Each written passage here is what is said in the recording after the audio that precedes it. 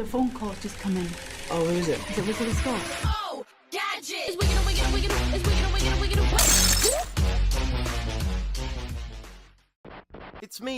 It's Wiggly, and I'm here beneath the palm tree in Ark Survival Evolved. And if you're looking for me to drop some amazing knowledge on Ark Survival Evolved on you, then please do look elsewhere, because I have not a clue what I am doing.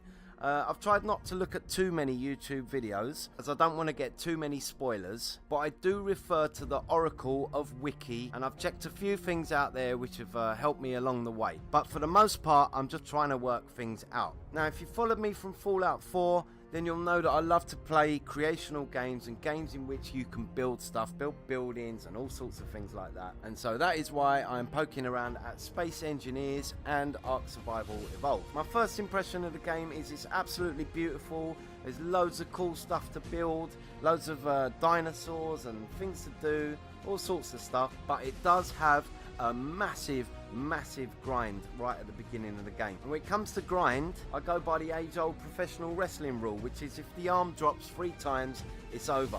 And I did fall asleep 3 consecutive nights with the controller in my hand, trying to grind out some materials to start building stuff with, because I really wanted to play with the building mechanics more than anything else. So on night 4, I adjusted the settings, I made his inventory bigger, and I turned the harvest amount right up.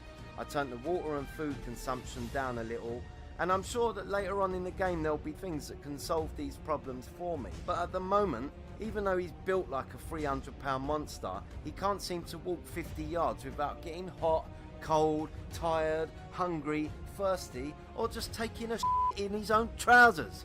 Once I've figured those problems out, I probably will start the game again with the correct settings on, or I might not. But until then, let's take a look at what I have achieved and some of the building mechanics and things that I've been fiddling around with and problems that I've come up against.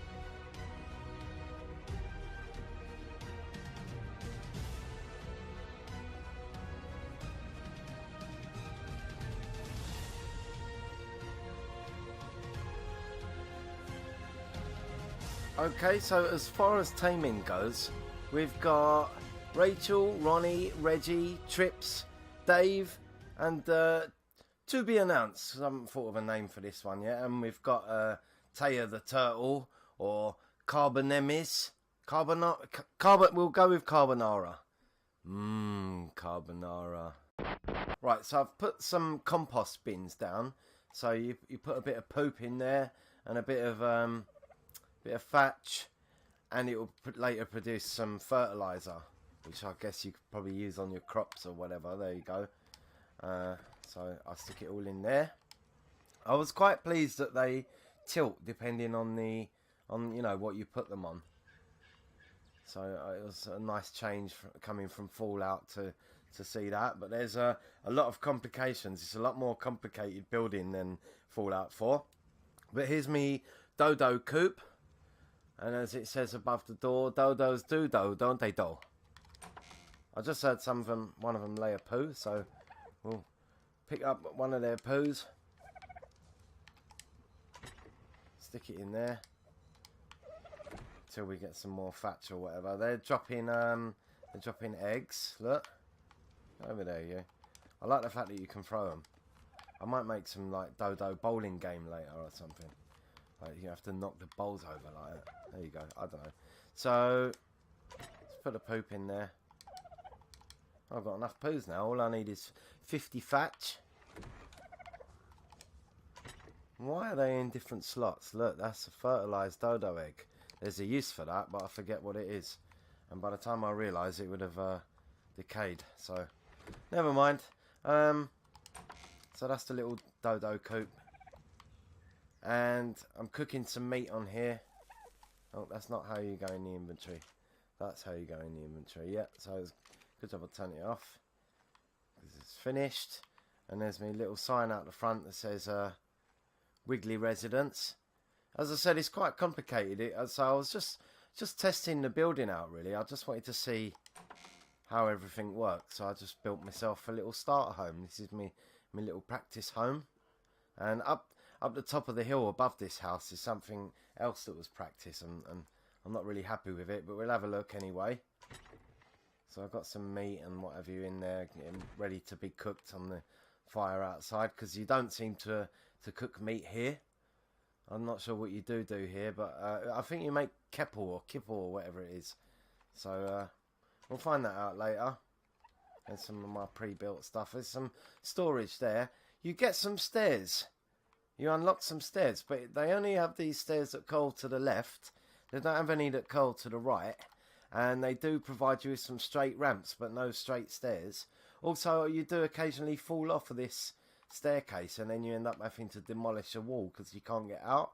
So I've put that crate there in the hopes that next time I fall off, I'll be able to jump out of that situation. Not very realistic, but I am a noob, so that's my excuse. I've put one of these refining forges indoors, which doesn't look great when there's smoke going everywhere, but I've got some precious items in here.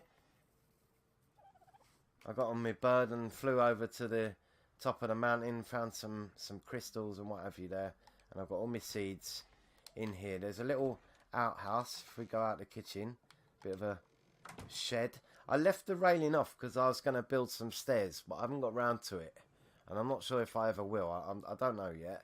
And I was experimenting on how these plots work.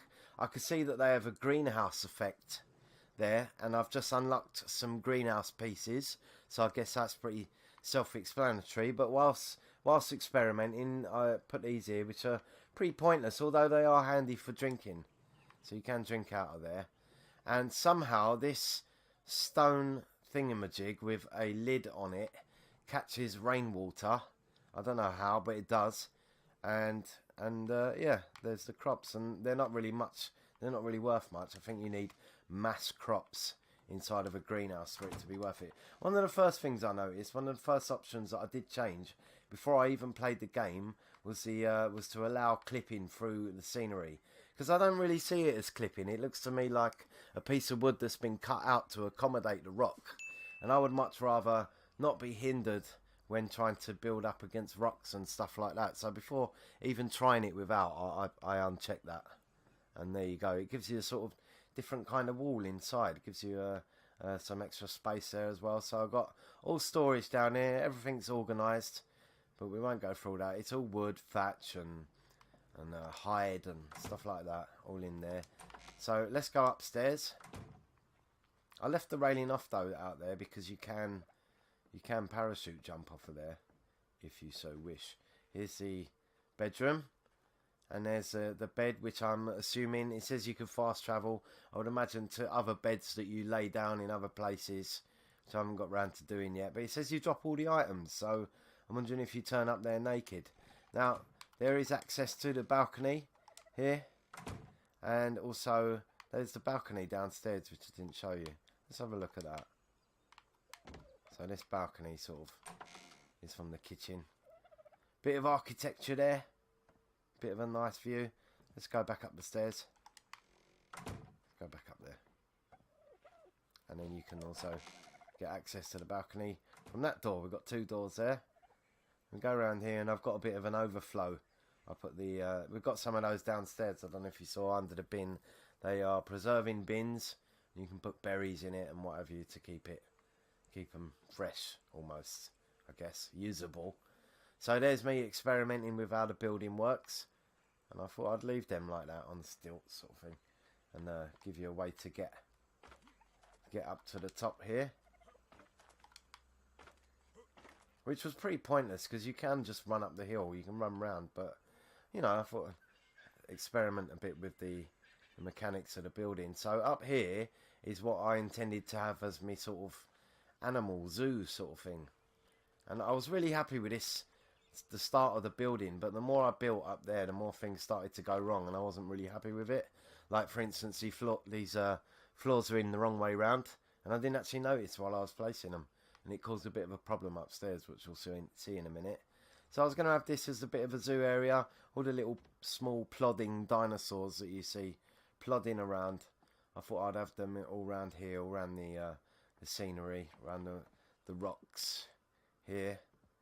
And apparently these are called nubs, and they needn't be there if you know what you're doing. And so I saw a video on that, on how not to have those. So we'll try and not have those in the future. And I'll duck here to get through the doorway because a piece of the floor didn't quite snap properly for whatever reason, and it's made it quite hard to pass through the doorway there. Some more nubs. But yeah, that was going to be sort of the entrance, a little sort of zoo house. Here we go, he's stuck on the... Push hard enough and he smashed his head on the door frame. And yeah, you can get out there. So up here was going to be the pen. It was going to be like the dinosaur pen. I was going to build a big, you know, dinosaur stable or something here on this ground. But I've started to fall out of love with the ground here and wish to build somewhere a little bit more spectacular. And now that my character is a bit tougher, then perhaps he can survive some of the places we may go to and build. So he's got this strange forward motion when he leaves a surface, which I found strange at first, but you can later use it to your advantage. You could sort of learn to parkour your way around the place like that, using that motion, and get around quite quickly. And if you did, you know, if you was absolutely dying and you needed Libog, see, I couldn't resist. I had to have Libog. And I've yet to build the actual toilet itself. It takes quite a large amount of crystal, and I'm not sure, seeing as that's quite a rarity at this time, whether I really want to use it on that. So yeah, we just have to do it on the floor for the moment, I suppose. Pick that up. We can use that as fertilizer. Did I do another one? Oh, Dodo did that, didn't it? Haha! Yes. So I hope you've enjoyed the video. If you're experienced at Ark, then I guess you can watch this video and laugh at me. And if you're not experienced at Ark and you're wondering whether or not you should play it, it is quite fun. And that is a little look at it from a newbie's perspective. Let's jump up here. Let's go, but this is something else I was practicing building with. And I kind of thought I would build up to there, and once I got to the top, I realised the top wasn't really that suitable for building on. But let's get up there. Just about managed to clip that ladder through the rock there. And yeah, you can get quite a nice view of the work I've done so far. Here's my little fishing bit over there. Yeah, and I've made put some parachutes. Let's put that there. Okay. So please do like, subscribe, follow me on the Twitter at WIGG1YSCOTT, and most importantly to me, comments on a postcard or in the comment section. Thanks for watching, and I'll see you next time. The phone call's just come in. Oh, who is it? Is it Wizard of Scott? Oh, gadget! It's wicked, wicked, wicked, it's wicked.